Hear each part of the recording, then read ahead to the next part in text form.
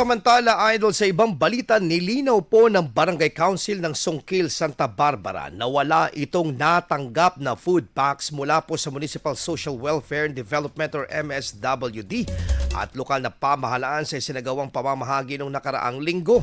Ito ay sa kabila po ng online post ng LGU na nagsasaad na 782 na food packs ang natanggap ng barangay at handa ng ipamahagi. Ayon po sa council, hindi raw dumaan sa barangay hall ang relief goods kundi direktang ibinigay umano sa ilang mga ordinaryong mamamayan matapos umanong hindi ipaalam ng tatlong kagawad ang distribution process. Tiniyak naman po ng barangay ang pagsasaayos ng karagdagang relief para matiyak na maabot ang lahat, lalo't isa ang sungkil sa pinakamadalas bahain sa bayan.